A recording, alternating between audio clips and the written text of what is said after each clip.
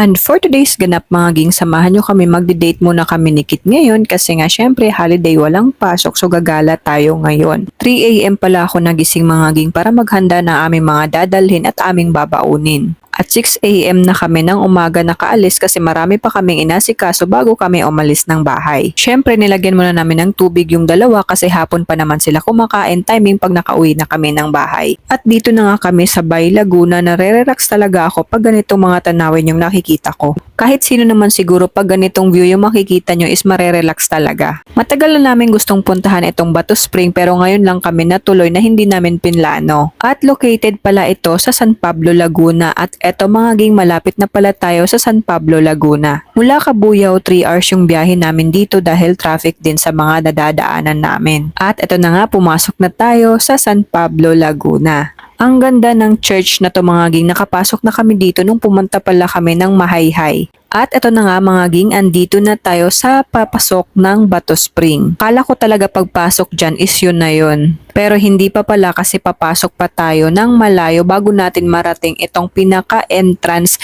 ng Bato Spring. Pero syempre hindi ko na vinedyo lahat para hindi naman ganon kahaba yung i-voice over ko na video. Ito pala yung kanilang entrance fee mga ging, 200 pag day tour, 300 naman pag overnight kayo dito. Hindi din pala ditong mag-tent pero meron din silang kubo na 500 pesos, meron ding 800 at meron din silang mga single na bahay, meron ding malalaking bahay para naman sa magpapamilya or magbabarkada na pupunta dito sa kanilang resort. At hindi na kami kumuha mga ging kasi nag-ikot lang kami dito.